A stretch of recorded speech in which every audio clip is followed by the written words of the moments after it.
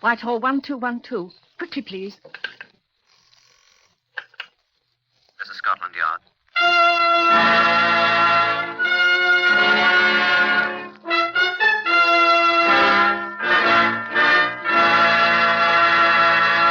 For the first time, Scotland Yard opens its secret files to bring you the authentic, true stories of some of its most baffling cases. These accurate records are drawn from the actual files of Scotland Yard. They're true in every respect, except for the names of the participants, which, for obvious reasons, have been changed. Research on this exclusive series has been done by Percy Hoskins, chief crime reporter of the London Daily Express. The stories for radio are written and directed by Wyllis Cooper. Some of the participants: Donald Rhodes, chief security officer of Heathrow Airport and a former Scotland Yard man. It was a considerable responsibility. Detective Sergeant Vivian Morris of Scotland Yard. I am a suburban housewife. Chief Inspector Robert Sheehan of Scotland Yard's flying squad. Step into the Black Museum here with me. I should like to show you something. John? Oh, is that you, Sheehan? Yes, I brought some friends to see you. Yeah, I'll be with you at once. Oh, good afternoon. This is Chief Superintendent John Davison, curator of Scotland Yard's Black Museum. Oh, how do you do?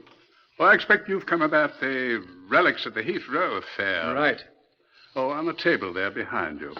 All we have. Oh, good. Yes, this one I recognize. Iron bar used by criminals in Heathrow affair.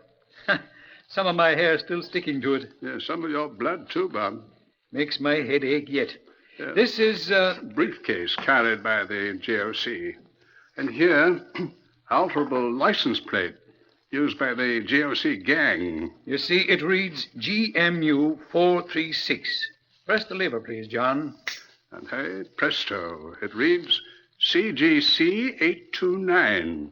Very neat, isn't it? You, of course, don't have the most important souvenir at all here, John. What's that? The £500,000 sterling. I think that I should tell you a little about our flying squad. It consists of a large number of motor cars, all wireless equipped, all very fast, and all kept constantly in superb condition. The flying squad is on duty 24 hours a day, a highly mobile force, available on extremely short notice at any point in the entire London area. The members of the flying squad are hand-picked, and they're very unusual men. These three are typical. This is Detective Sergeant Nobby Clark of the flying squad. Yes, sir. I was one of Lord Louis' commandos. I was at Narvik. Oh, yes, and at Dieppe. Former leading petty officer Dusty Miller of HMS Peavy. I am 29 years old. I am 6'2" and I weigh 14 stone 8. I was welterweight champion of my ship, the light cruiser Phoebe. Detective Sergeant Ray Lawton, a Canadian. I'm about the only policeman you ever heard of who was once a lion tamer in a circus. Like all policemen in Britain, we seldom carry arms, although I assure you we're quite able to use them effectively should the occasion demand them. British policemen rely on the weapons provided by nature, augmented occasionally, of course, by the issue of stout truncheons or rubber coshes, which I understand the Americans call blackjacks, and which are wondrously effective. Our job, you see, is not to shoot criminals, but to bring them to justice, or, if possible, to prevent their depredations. We find our methods rather effective. Well, in June 1948, the great new London airport, London had long since outgrown the famous old Croydon Aerodrome, was operating at capacity, although it was still far from completion. My old friend Donald Rhodes, a veteran Scotland Yard man who was chief security officer at Heathrow, came to call on me at the yard. Can't stay away from the old home place, can you, Donald? I asked. I always know where to come for help, Bob. What's the matter? You know the GOC? General officer commanding what? Ancient and honorable brigade of robbers. Oh, Moriarty? Moriarty, Townsend, Inge, Hughes, West, Simmons. Brown, Bennett, dozens of names. Yes, I know him. Or know of him, I should say. Big operator. Biggest. Well, his recce people have been looking us over. What's he after? A nice new airplane for himself? Gold. At Heathrow? We transship thousands of pounds in gold, you know. International affairs. Planes fly in dripping with the stuff. Leave it overnight with us and... Leave it lying about? We keep it as short a time as possible in our bonded warehouse under guard. Strongest safes in the country. Guarded, of course. Try and get past them. Much gold? Plane load at a time. How's he going to do it? Tanks or something at dawn? Oh, he'll be much more clever than that. He always has been. That's why he isn't sewing mailbags at Dartmoor today. How'd you get on to all this? I brought the chap along, one of my mechanics. Like to talk to him? Naturally. Come in, will you, Curran? Yes, sir. This is former Lieutenant John Curran of the Royal Tank Regiment, Bob. Good afternoon, sir. Sit down, Mr. Curran. Thank you, sir. Tell Chief Inspector Sheehan about it, will you please, Curran? Well, sir, I've been with Mr. Rhodes for quite some time. The day before yesterday, I received a telephone call from an acquaintance of mine named Edward Mybridge. Where did you know this Mybridge before? We were in prison together, sir. Prison? Well, Mr. Hitler's off flag, 18 in the war. Oh, German prison camp. Yes, sir. I hadn't seen him since we were demobbed and we had a drink together. Oh, let's not waste any time, please, Curran. Oh, no, sir. Well, he telephoned me again yesterday, sir, and... You had another drink? Right, sir. He asked me how I'd like to make a lot of money and the whiskey, and I said fine. I asked how. He said passing on some information about Heathrow, how it was run, and the guards and all that. What sort of looking chap was he? Red hair, squint eye, limps on right leg. Sound familiar to you, Bob? Not as what you call him, Curran. Edward Mybridge, sir? His name's Ginger Johnson in our books.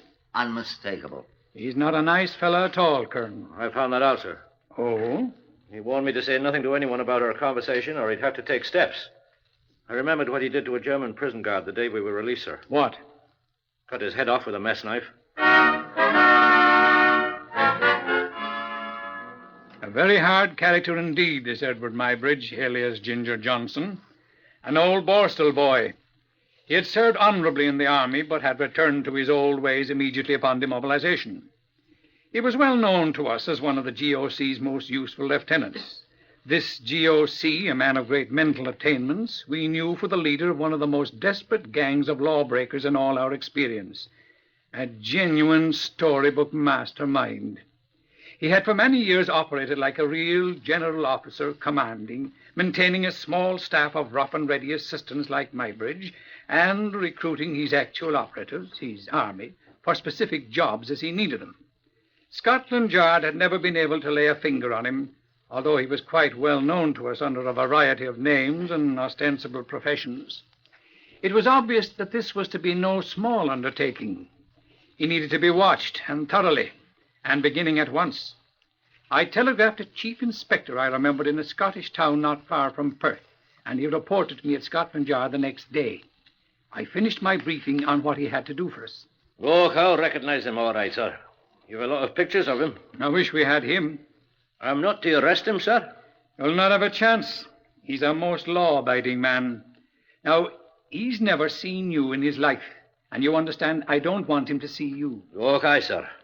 I'll want to know everywhere he goes, everyone he talks to. Aye, sir. Don't telephone in. Stay with him till you see him home in the evening. Then come in and report. Okay, sir. And good luck. You'll need it. Oh, I'm a very ordinary-looking man, sir. He'll never see me.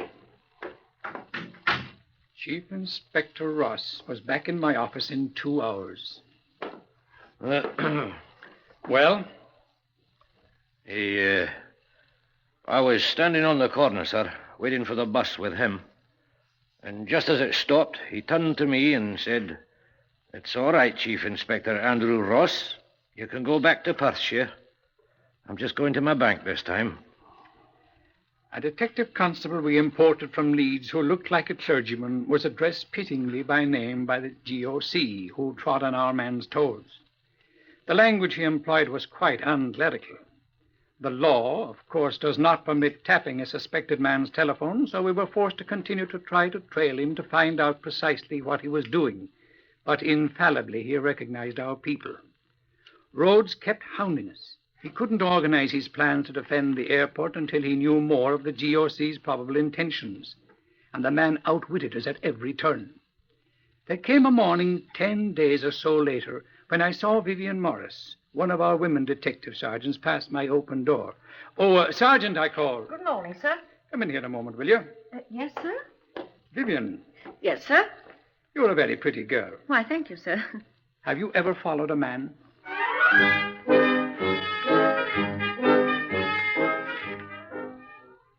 Report of Detective Sergeant Vivian C. Morris to Chief Inspector Sheehan at Scotland Yard. I don't think he recognized me, sir.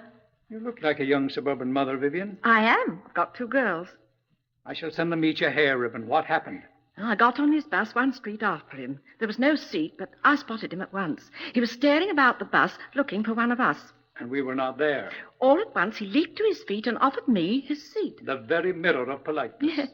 Then he rushed to the door, leered at a perfectly innocent man in a Homburg hat, and leapt off the bus almost before it had stopped. I couldn't follow, of course. Naturally. But tomorrow is another day.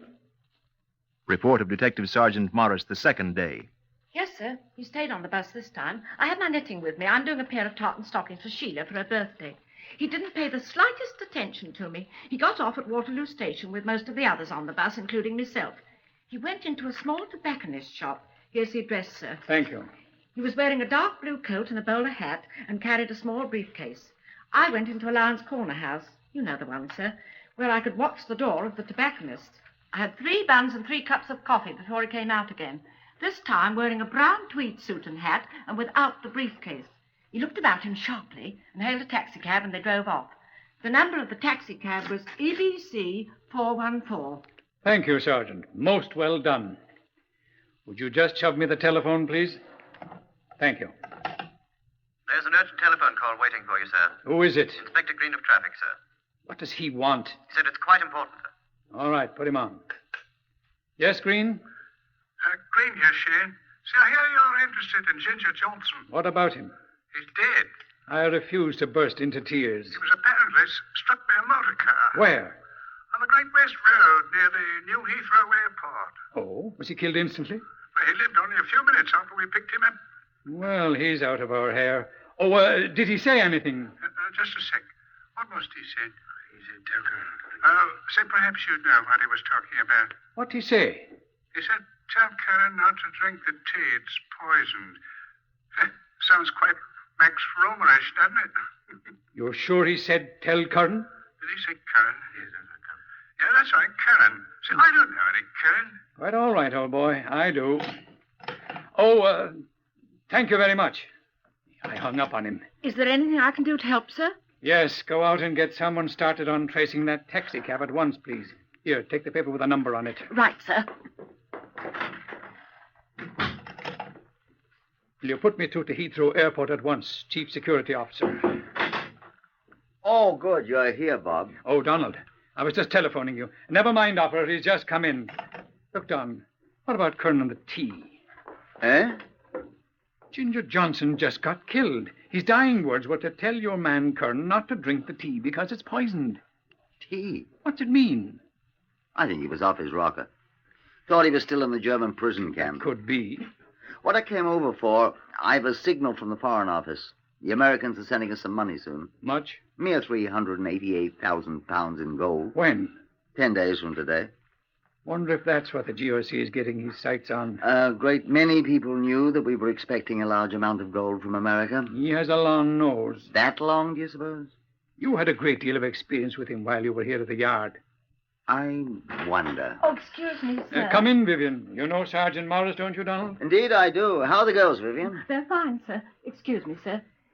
They're checking the taxi driver, sir. They'll telephone you. Good. You can go home now if you like. You want to try again tomorrow? Of course, sir. Good girl. Good night. Good night, sir.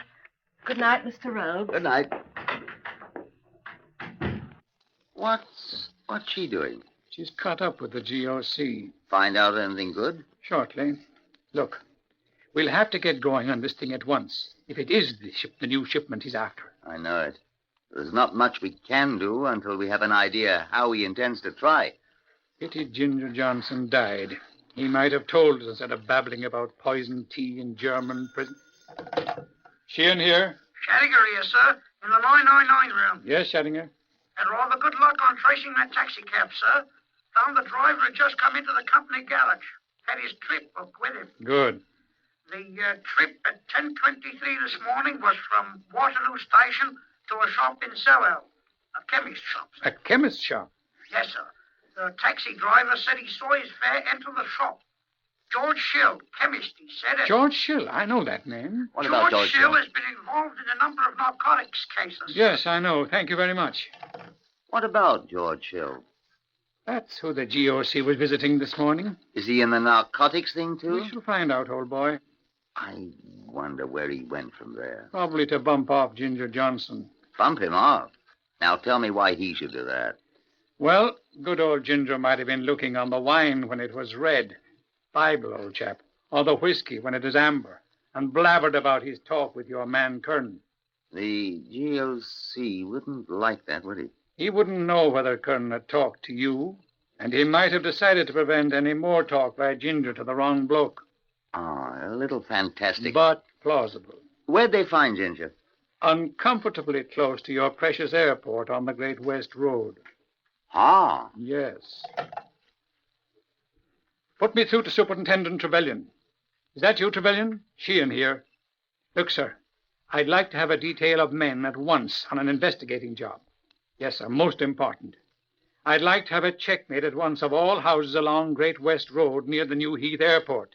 I'll direct them if you like. Eh? Oh, thanks, Donald. Mr. Rhodes, the chief security officer at the airport, will help them out. I'm looking for a house that has a recent lodger. Check the houses that overlook the airport first. Please, for a lodger that did not return this evening. Here's the description. Tall, red-haired, has a squint eye and a gimpy right leg. Got it, sir?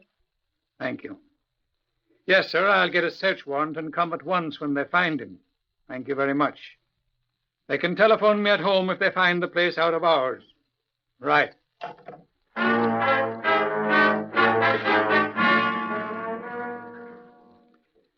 A few minutes after midnight, I was awakened by a telephone call from one of the men of Superintendent Trevelyan's squad. After some difficulty in obtaining a search warrant at that time of night, I proceeded to the house in which he had telephoned. The house was almost directly across the road from the main gate of the airport. Donald Rhodes, who was awaiting my arrival, accompanied me upstairs to the former lodger's room, which provided an excellent view of the airport from its single window. The householder turned on the lights and left us. The room was quite neat. There's a chair by the window. Yes.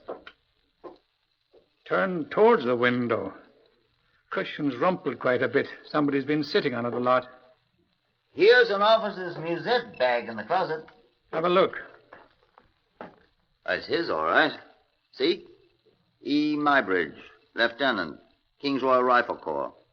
Good regiment. He was a good soldier, I expect. Here's a drawer in the table. Ah. What? E. Lights, Wetzler. Good pair of glasses, these. German officers. 10x30. He was spying. That's this. What's this? Royal Corps Signals Field Message Pad.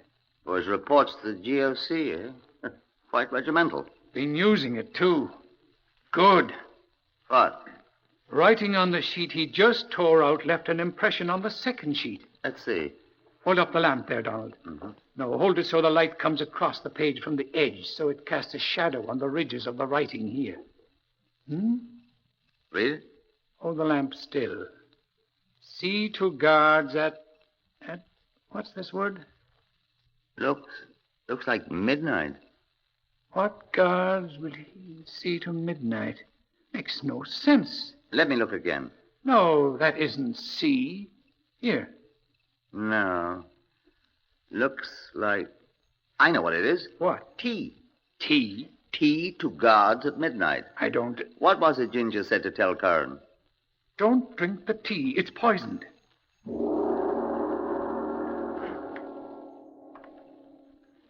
It was the custom at that time for a local tea shop to send a man with a tricycle around the airport every night with a huge container of hot tea. It was a familiar sight to everyone on the field, and the sound of his funny little French taxi horn was the signal for everyone to have his tuppence ready for his tin cup of the stuff. The GOC's plan was obvious. If that tea were poisoned, and if they all drank it, and if £500,000 in gold lay unguarded with a dead man at the gates, a most diabolical scheme. Nevertheless, a feasible one, by the GOC's reckoning. But he had overlooked some factors in his reckoning. One factor he'd overlooked was a rough, tough man's aversion to poisoning a wartime friend. The other was the flying squad. I sent men the following morning to all parts of London on a search for certain men whom we knew to have worked for the GOC before. A number of them were in prison, but we discovered that 11 of them had been mysteriously disappeared. They, we reasoned, had been mobilized by the GOC for final briefing and held in readiness for the attack. The GOC himself had left for parts unknown. He reappeared only once, and Vivian Morris reported that he had made a most curious purchase, 6 pairs of nylon stockings, the largest sizes available. We knew something of the GOC's plans. This was our final briefing in the flying squad's garage. Repeat your instructions, Nobby Clark. I'm to drive the seal lorry that picks up all the guards and takes them to the shelter. I drop off a flying squad man for every one I pick up. The flying squad men are to be dressed in BOAC uniforms like those the guards wear. Each will be armed with a truncheon or a rubber cough. At the shelter, I'm to tell the guards I pick up what is going on. Right. Detective Sergeant Norton, what do you do, lion tamer? I'm in charge of the flying squad men that'll be planted in the bonded warehouse where the money is. And you, Dusty Miller? I'd like to be with Lion Tamer. What's your job? Oh, I'm in general charge of the cars. Son, I was welterweight champion. We'll save one of them for you, Dusty. See to it, Martin. All right, Dusty. Now remember, not a man must touch the tea. Not that poison would hurt any of you, but I shall need it for evidence. Couldn't we offer them a drink, sir? Donald? Look, it's my airport, and it's my responsibility. What do you do? I'm to sit in that bloody little shelter by the telephone, and when they're all inside, I'm to lift the receiver. Good. And the sergeant from the 999 room? Constable Lloyd, sir. I'm to watch the special switchboard for it to light up when Mr. Rhodes lifts the receiver. And then? Then at once I'm to shout into my wireless microphone one word. Well? Go. Where's Dusty Miller? Oh, then I bellow yoicks and the cars with the rest of us converge on every entrance to the airport. Render such assistance as might be necessary. None will be necessary, Dusty. And Lawton, when do you start operations? Not till they start to open the safe, sir. Then what? Then we smite them hip and thigh, sir. Carry them all off to the pokey. To the what? Oh, sorry, sir, that's Canadian. To the bowels of the vast time. And when you're done, boys, Heathrow will supply beer for all. A bottle of pigs. Beer and bandages, boys.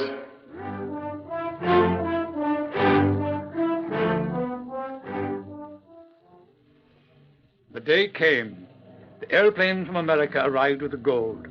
It was transferred under heavy guard to the bonded warehouse. Donald Rhodes supervised that himself. I joined the guard at the gatehouse of the airport about 11 that evening. It was very quiet. That'll be Clark, taking our men around and picking up the regular guards. Very lonely and very quiet. Maybe they'll not come, I thought. I borrowed a cigarette from the gate guard, but I crushed it out. They mustn't know there's anybody here besides you, I told him. That's right, sir. Squidge down on the floor. I waited. That was Nobby, taking the regular guards to the shed. Who's that? I get it, sir. Yes? Clark here. Tell Mr. Sheehan I've picked up all the guards and our people are waiting. Yes, it was I heard him. just in time, sir. Here comes the tea. The man with the tricycle came up and stopped. Hello, Herbert. Hello, James. Thought I was going to be late. How come? Eh? Got your tin cup? Here.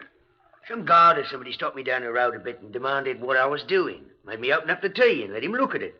Got all cold, I'm afraid, him staring at it. All right, tuppence, please. Right. Go on in. The guard brought in the tea, which we set on the floor to keep as evidence. The driver came back with the empty container and went on about his business. The guard and I crouched on the floor of the little hut, waiting. Only the sound of a belated airplane or two broke the silence. It was half an hour later when we heard the sound of a lorry. I crawled under the table. The guard lay back in his chair, motionless. The lorry stopped at the gate and a man got out. He looked in our window. Here's one of them now. I stood up cautiously. The lorry moved straight to the bonded warehouse and stopped. We heard them at the door. We kept quiet in the dim light. The door opened. I watched through a crack in the shelter door. My hand on the telephone to the 999 room. We sat in our cars, motors running, hidden at the road junctions all around the airport. My eyes began to hurt watching that switchboard. I said to the guards in the shed, now mind you, not a sound. I could see the shadowy figures clustering about the door to the bonded warehouse. A man whispered in my ear. What have they got on their heads? They look like ruddy elephants. They had women's stockings on for masks. They sure looked weird with their legs hanging down over their faces. I hope the GOC is with them, I thought. The last one entered. I picked up the receiver. There it is. Go, you sods, go! Come on, the flying squad!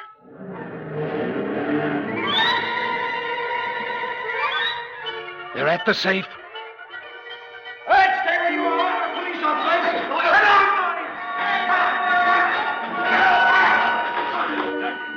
I saw a man running towards me. He tore the stocking from his head and I leaped out the door at him. Stop! Stop, I yelled, stop! I'm Inspector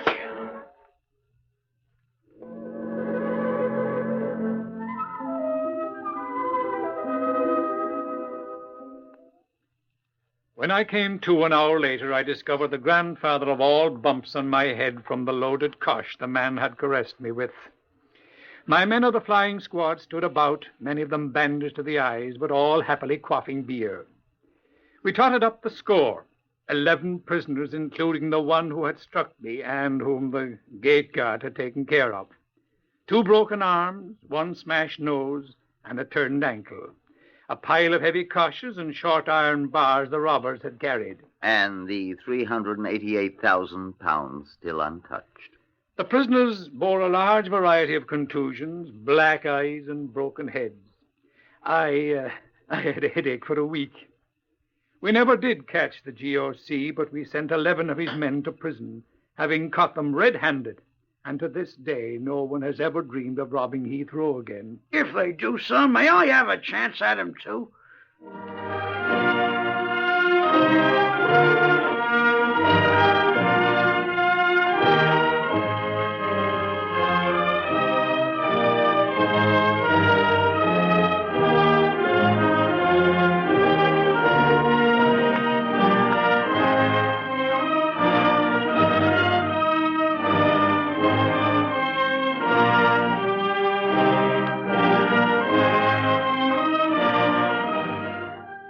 You have heard another true story from the files of Scotland Yard. Only the names were, for obvious reasons, changed. Research for Whitehall 1212 is done by Percy Hoskins of the London Daily Express. The stories for radio are written and directed by Wyllis Cooper.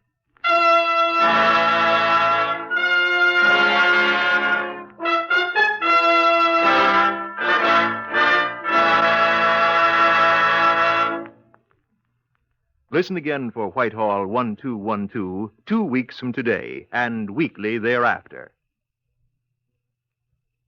3 chimes mean good times on NBC.